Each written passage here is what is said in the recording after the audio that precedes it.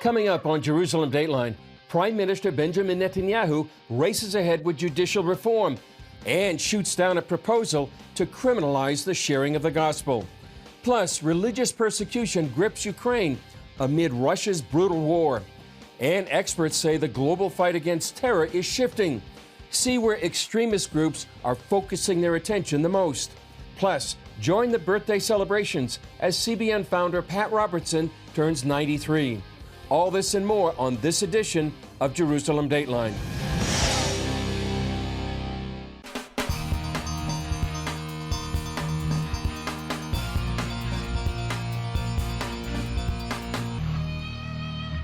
Hello and welcome to Jerusalem Dateline. I'm Chris Mitchell. Netanyahu's government is charging ahead with plans to overhaul Israel's judicial system, a move that has triggered weeks of protests and divided the nation. During a primetime address, Netanyahu vowed to responsibly carry out the reforms and acknowledge concerns from both supporters and opponents of the legislation. The best way to achieve a balanced reform and prevent a rift in the nation is through deliberation and reaching the broadest consensus. Hours earlier, Israel's parliament passed the first of several laws in the reform plan. The law would make it harder to declare a prime minister unfit and remove them from office. Next week, Netanyahu's government hopes to pass a key law that would give parliament control over Supreme Court appointments. Supporters say reform is needed because unelected judges have too much power. Critics say the plan undermines Israel's democracy and are meant to protect Netanyahu while he stands trial from corruption. I spoke with CBN's senior editor John Wagi about what's next for Netanyahu's judicial reform plans and what they mean for Israel. John, thanks for being with us. Benjamin Netanyahu made an address to the nation last night. Your reaction to his speech? It was measured.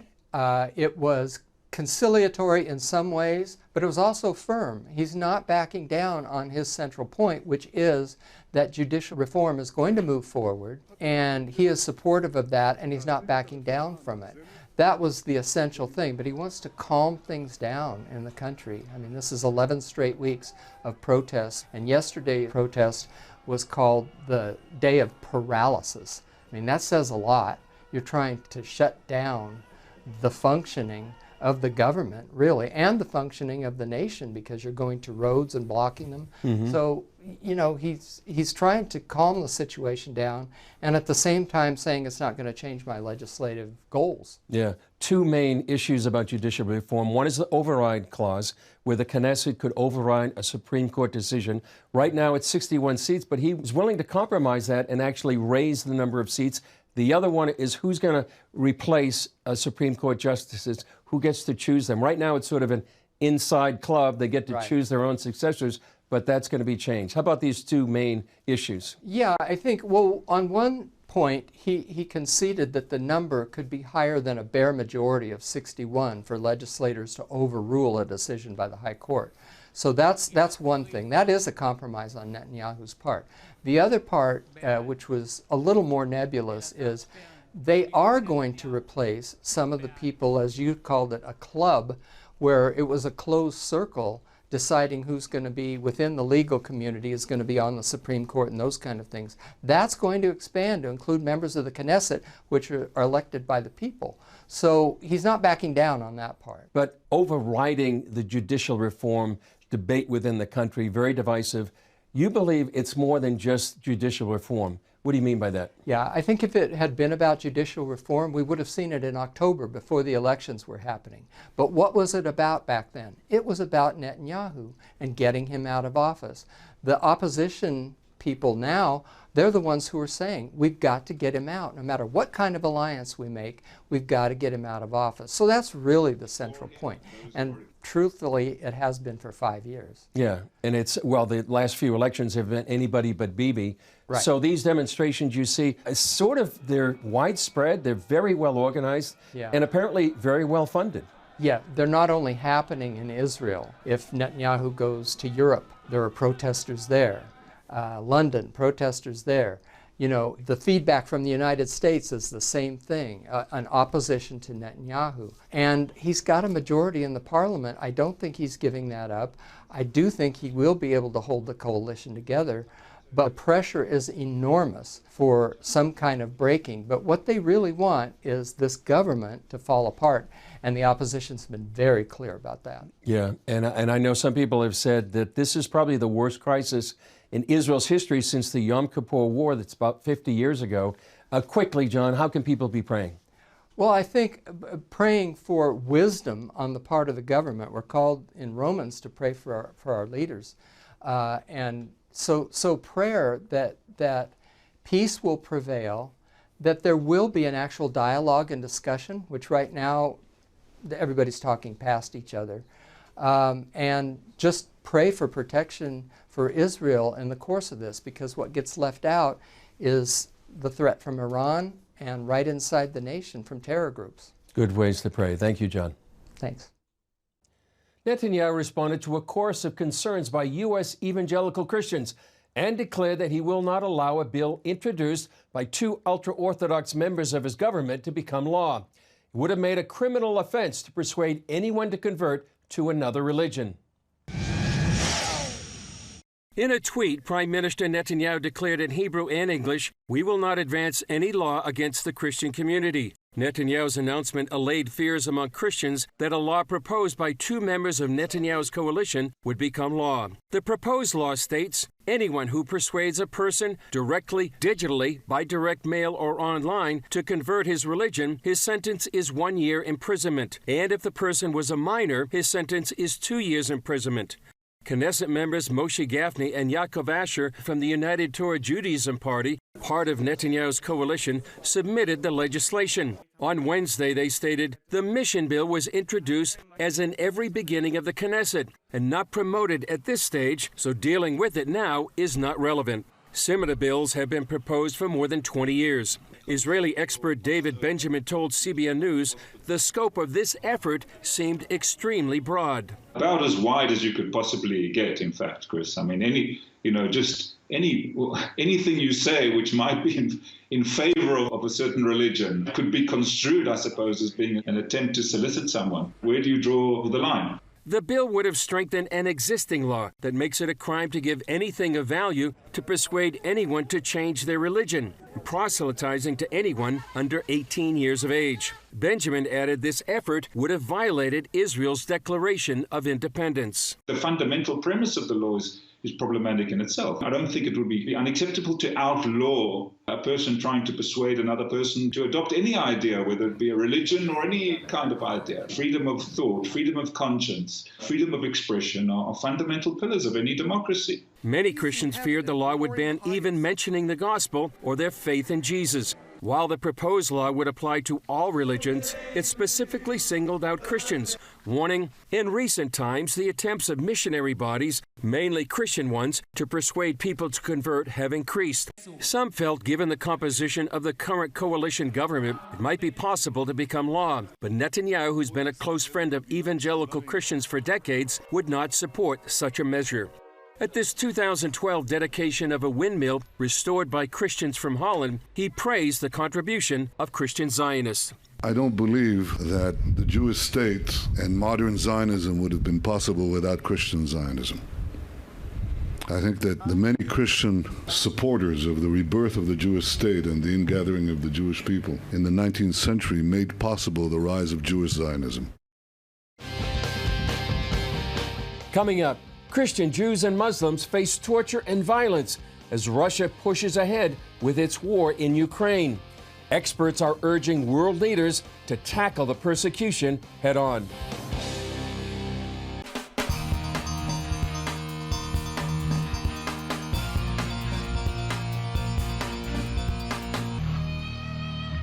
As we saw in Israel in recent days, the right to freedom of thought and religion is critical.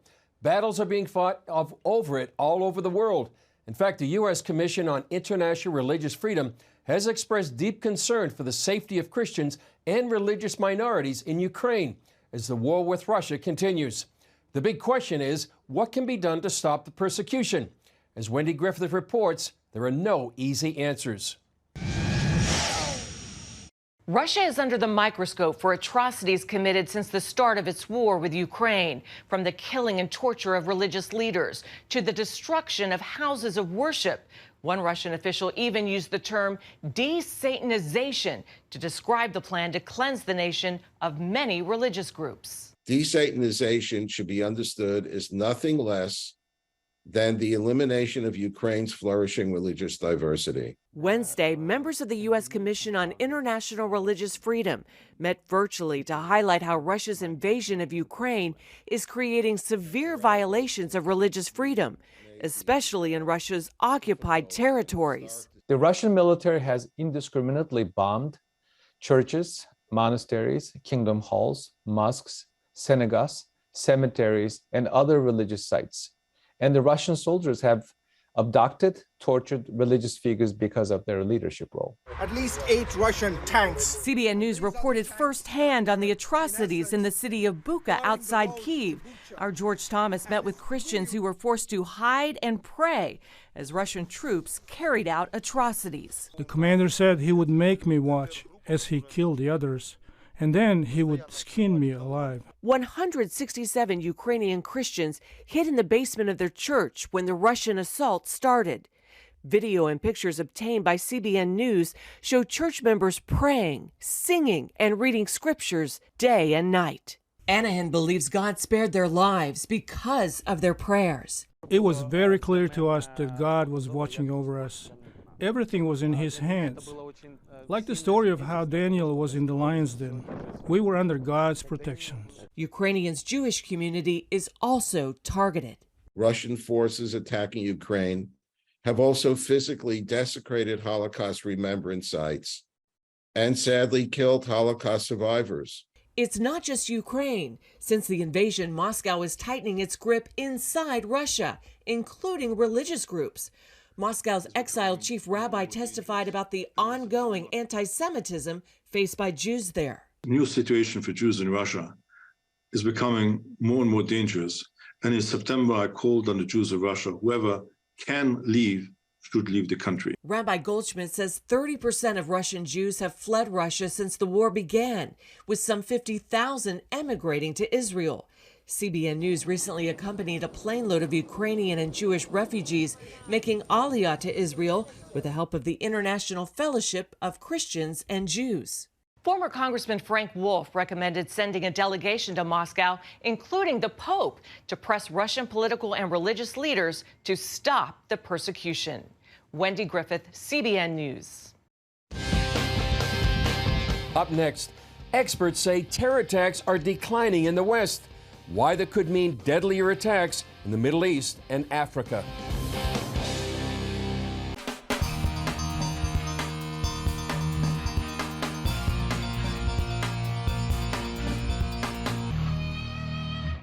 A new report from the Institute of Economics and Peace finds terrorist attacks declining in the West. However, terrorism is growing deadlier in the Middle East and Africa, where American interests are at stake. CBN National Security Correspondent Caitlin Burke brings us that story. In their annual report, the Institute of Economics and Peace finds that while the dynamics of terrorism are changing, the threat remains high. Experts warn that any kind of complacency, especially by world powers, could lead to serious consequences in the future. Maintaining focus is really important despite all the competing priorities that are out there. The Hudson Institute's Joshua Meservey points to the Biden administration's shifting focus away from the war on terror to pay attention to the growing concerns with China and Russia. So it makes sense that there's been a pivot, but there is a danger there that we lose sight of these terrorist organizations that are still totally committed to attacking the United States, or if they can't hit the American homeland, would attack Americans or American interests in whatever region they're in. This year's index indicates that Western counterterrorism efforts over the last 2 decades continue to pay off, showing a decline in attacks. Meserve points out, however, that doesn't mean terror organizations have been less active. They've just moved on to countries facing greater instability. There has been a real shift to Africa, specifically the Sahel region, where we've seen a greater growth in terrorist activity than anywhere else in the world. He notes that region of Africa faces frequent food shortages, poverty, and corrupt leadership. There's an enabling environment that exists in these countries where you have kleptocratic, even abusive governments, and that helps the terrorists, frankly. It makes their ideology more attractive. It makes the message that they're sending to ordinary people more attractive. The Islamic State remains the world's deadliest terror group for the 8th year in a row, with Afghanistan feeling the highest impact from terror attacks. You have a terrorist organization that runs the country now, so it's really unsurprising, but it's also a reminder of just how badly the United States botched both the Afghanistan withdrawal and other elements of that war. The IEP is calling on world powers to tackle terrorism by addressing systemic issues in places like Africa, where governments seem less likely to stamp out violent extremism and people appear more likely to be taken in by radical ideologies. Caitlin Burke, CBN News, Washington. Much of the current fighting between terrorist Israeli authorities and the IDF is happening in northern Samaria. Various terror groups have become more active because of their disillusionment with the Palestinian Authority. Paul Strand has more. A new wave of militants are more and more launching their terror attacks from northern cities like Jenin and Nablus, where radicals have broken away from the Palestinian Authority. Those are areas that the Palestinian Authority has relinquished control, and in these areas we've seen the growth of new organizations, new militant or terror organizations that have been taking up arms and attacking Israelis, whether it's in Judea and Samaria or in other parts of Israel. But it is an act of frustration with the situation and with the corrupt Palestinian Authority. These are people in their late teens, early 20s, that in any other place in Israel and in any other place in the world should be busy building their own lives, right? Establishing families, their professional careers, going about their own business, but instead what they're busy doing is taking up arms and trying to kill Israeli civilians and attacking Israeli security forces. But now what's kind of interesting is the background. These groups aren't really affiliated that much with the Palestinian Authority. Do we see an evolution going on between younger terrorists and militants and their feelings about the PA, the Palestinian Authority? Yeah, the Palestinian Authority is tremendously corrupt and has close to zero legitimacy and trust on the Palestinian street. People don't believe the PA, they don't believe Mahmoud Abbas, and they don't trust in his good intentions. And Palestinians don't see that the Palestinian Authority has any way of delivering any kind of independence or honor or autonomy for the Palestinians. And as such, what we see in various areas where the Palestinian Authority is relinquishing security control, we see these new organizations being formed, which are not necessarily affiliated to Hamas or Islamic Jihad or other established terror organizations, but more organic grassroots organizations that are popping up, getting funded, external funding, and then equipping themselves and saying, well, if you, the Palestinian Authority, aren't going to do anything useful from their perspective, then we're going to do some acts of terror, we're going to kill Israelis, we're going to kill Jews, and get some kind of dynamic going, knowing very well that it is an act of futility. They'll fight against Israel, it'll take casualties, but at the end of the day, the Israeli security establishment will hunt them down and either apprehend or kill them. Paul Strand, Kfar Sava. A recent survey of Palestinians shows 68% are in favor of forming armed militant groups free of control by the Palestinian Authority. 71% say they favor the recent gunning down of 2 Jewish brothers in the terrorist hotbed town of Huwara. Still ahead, we celebrate CBN founder Pat Robertson as he turns 93 years old. Join us in wishing him a happy birthday when we come back.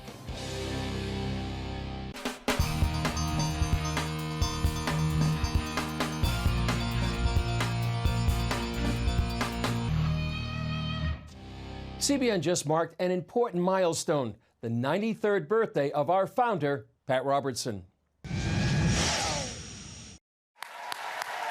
It was a day to remember all that the Lord has done through Pat, from his work as a television pioneer, founding the Christian Broadcasting Network, to establishing Regent University, CBN News, Operation Blessing, and reaching the next generation.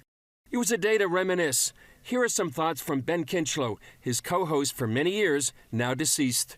We had the matchless privilege of being a part of what God was doing, and I could stand by Pat Robertson's side and hold up his hand and pray with him and, you know, cry with him and laugh with him and see God do incredible things for people. Greetings came from across the U.S. and from around the world. God bless you for everything you've done for the world, because God knows that you've done so much for the world. Thank God for you. Happy birthday. Pat, 93, congratulations. Hey, you're getting to be an old guy. Hello, Pat, one of my very favorite people. I just want to wish you a very happy 93rd birthday. You look fantastic. Hi, Pat. Wishing you a very happy birthday and the best year ahead. Your influence and your leadership in the Christian community and broadcasting has shaped the lives of so many, including my own. I want to wish Pat Robertson a happy 93rd birthday. Pat, you've been a tremendous friend. And I have to say you have many friends and many admirers around the world for a life of purpose that you have led. But I want to say categorically that Israel has had no better friend than you. You have led many Christian believers around the world to understand the miracle of the Jewish return to the ancient Jewish homeland, the resurrection of Israel, the reuniting of Jerusalem. I know that all that stirs your heart as much as it does mine. And I want to also say that you've been a great personal friend. So for all of that and for much more, thank you, Pat, and happy birthday. And from our Jerusalem Dateline team, we also want to wish you a belated happy birthday, Pat. We had the privilege of watching the greetings coming in on the 700 Club this week. And just so you know, 7 of us here in the Jerusalem Bureau are Regent grads. What an impact your life has had. We thank God for you. Well, that's all for this edition of Jerusalem Dateline. Thanks for joining us. Remember, you can follow us on social media, and you can also access CBN content through our CBN apps and email blasts. I'm Chris Mitchell. We'll see you next time on Jerusalem Dateline. 이 프로그램은 여러분의 미디어 선교 후원으로 제작되었습니다. 선교는 사명, 후원은 동역. 당신도 복음을 전할 수 있습니다. 선교 후원 02-6333-1003번